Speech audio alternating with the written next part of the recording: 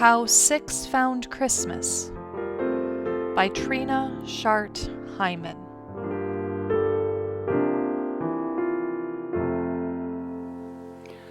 Once upon a time, there was a little girl who had never heard of Christmas and therefore did not know what it was. By chance one day she happened to meet an old wise woman who told her that there was such a thing. But the wise woman did not elaborate on the matter, so the little girl was left as ignorant as before, yet with a great curiosity. Being a sensible child, she decided that the best way to find out what a Christmas was would be to go and find one and have a look for herself.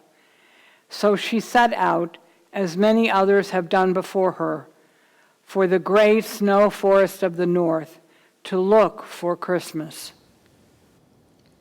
She traveled for 2 days and 2 nights, and on the morning of the 3rd day, she chanced to meet a large gray cat who was sitting at the edge of the forest, shaking her paws on account of the snow. "Where are you going, my child?" asked the cat. "And where are your mittens?" This cat was a straightforward, motherly soul. "I am going to find a Christmas," said the little girl, "and my mittens are in my pocket." "What on earth is a Christmas?" asked the cat, astonished. "I have never heard of such a thing. What does it feel like? Is it comfortable and warm? Does it have fur? Is it wet or dry? Is it cold and sharp and smooth like ice, or is it prickly warm velvet like summer grass? Tell me quickly, for I am curious, being a cat." "Bless you, Miss Tabby, I don't know what it feels like," answered the child. "I myself have never felt a Christmas, which is why I am looking for one. If you are really so curious, why don't you come along with me? Then when I find one, you may feel it for yourself." To this the cat agreed, and they set off through the great snow forest. They had not gone far before they met a sad-faced hound, nosing his way from tree to tree. "I beg your pardon," said the hound, "but did either of you ladies happen to see a rabbit pass this way not long ago?" "No," said the little girl, "I have seen no rabbit at all. But in your hunting, did you happen to come across a Christmas?" The dog sat down and gazed at her mournfully. "You know," he said, "I'm not really sure. As a matter of fact, I'm not at all sure I know what a Christmas is. What does a Christmas smell like? Is it musty and strong like rabbits and squirrels? Does it smell as delicious and comforting as cooking meat, or as ancient and frightening as old cellars? Does it smell like a human baby, or a riverbank, or perhaps like rotting leaves?" "Bless you, Mr. Dog," said the child. "I can't tell you what a Christmas smells like, for I myself have never smelled one. If you are really interested, why don't you come along with us, and when we find a Christmas, you may smell for yourself." Having by now given up on the rabbit, the hound decided that this was not such a bad idea, and he fell in step with the cat and the little girl. They spent the night in a deserted castle, and on the morning of the 4th day, the 3 travelers met a great red hawk perched on the limb of a fir tree. "Halt!" snapped the hawk. Since he was very regal-looking, they all did as they were told. "I have been watching you from afar for a day and a night, and I demand to know where you are going and why you are going there." "Well, of course," said the little girl. "We are looking for a Christmas. It was I who wanted to find one first, because I don't know what it is. Then my friends the cat and the dog decided that they would like to find a Christmas. Cat wants to feel it, and dog wants to smell it. So although we don't know exactly where we are going, at any rate, that is why we are going there. I see, said the hawk, frowning and moving from one foot to the other. Well, I can tell you right now that such a thing does not exist. If it did, I would have seen it on my travels. What is a Christmas supposed to look like? Does it glitter? Does it move? Quickly or slowly? Is it dark or bright? What color is it? Is it round and fuzzy, or is it flat and clear? Does it change its shape, or does it remain the same?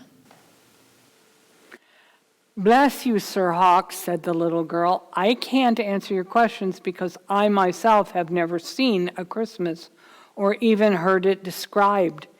If you really want to know what it looks like, why don't you come along with us? Then when we find one, you may see for yourself. After a moment's thought, the hawk agreed to come. As the others walked along, he flew behind them at a sedate height. They traveled all that day. Just as evening was coming on, they met a wise old fox who picked up his ears and grinned when he saw them. "Whither away?" said the fox, who fancied himself an old-fashioned gentleman. Good evening, said the little girl. We are traveling through the great snow forest looking for a Christmas. Do you happen to know where we might find one? "A Christmas, a Christmas," murmured the fox, looking clever. "No, my dear. I can't say that I know exactly where you could find one at this time of year. Perhaps in the summer, yes. A Christmas, you say? Now, let me see. Perhaps I know it by another name. Would you describe the thing for me? What does it taste like? Is there lots of juicy blood? Is it sweet or salty or sour or peppery? Is it crisp? Does it go crunch when one bites it? Or does it slip between one's teeth and slide down one's throat? Is it spicy and rich? Or is it bland and wholesome?" Bless you, Grandfather Fox, said the child. I can't tell you how it tastes, for I have never eaten a Christmas. If you really wish to know all those things, why don't you come along with us? If we find one, you may take a taste, but only a nibble, mind you. As the fox was rather hungry, even a nibble seemed better to him than nothing, so he readily agreed to go along with the others. The whole of the next day they traveled through the forest, searching for a Christmas. In the late afternoon, they met a crow who was amusing herself by pretending she was a nightingale. "Hello, hello," he said. "What have we here? What brings so many creatures this far into the great snow forest all at once?"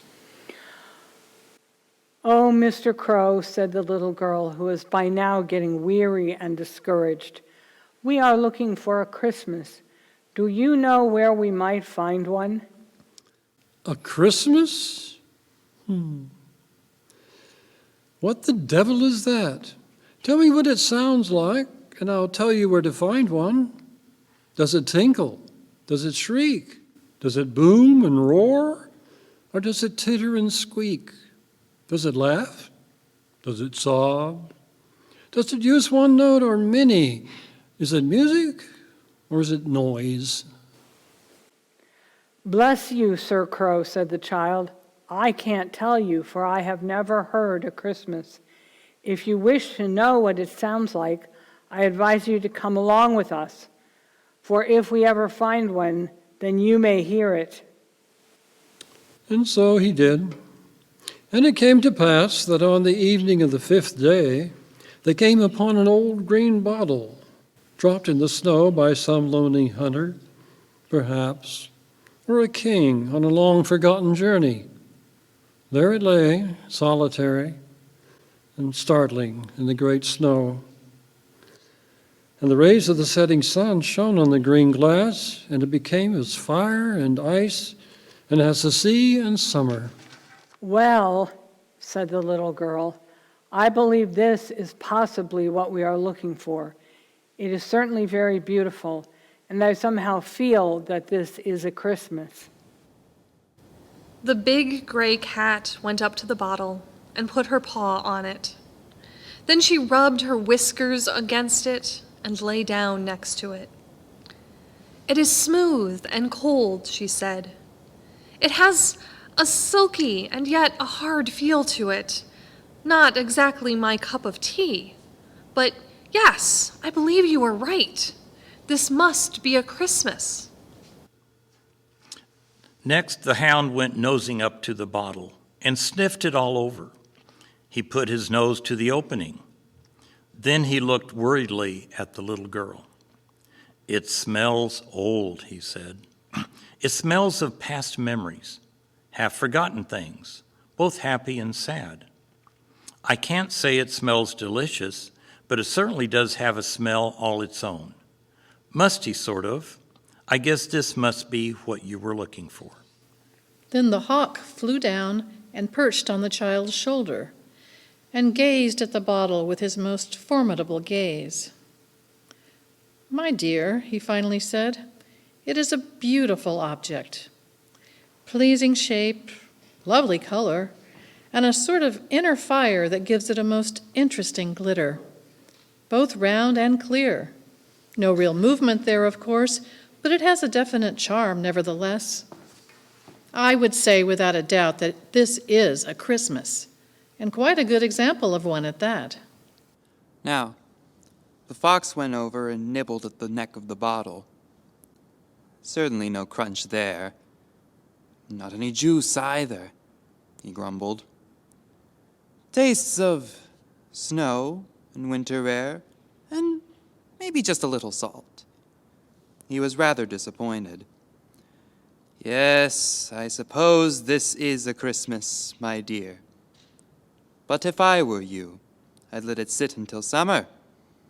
By then, it may have gotten some of its flavor back. The crow just whispered, "No sound at all? How remarkable. No sound at all?" He shook his head sadly for a while, then gave a low whistle and flew away.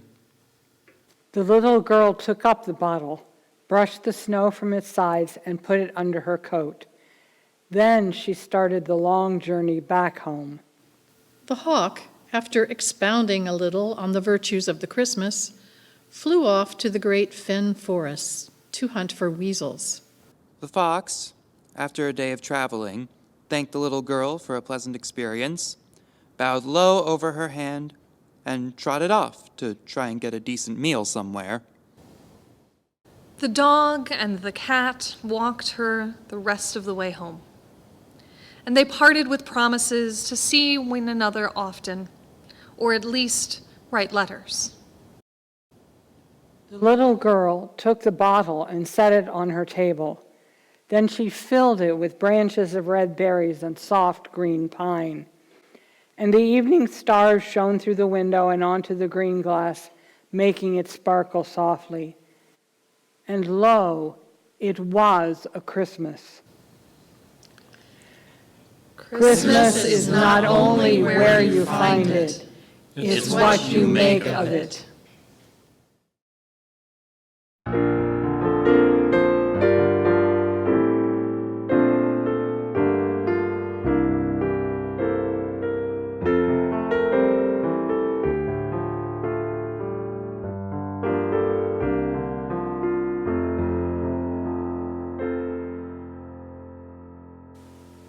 The end.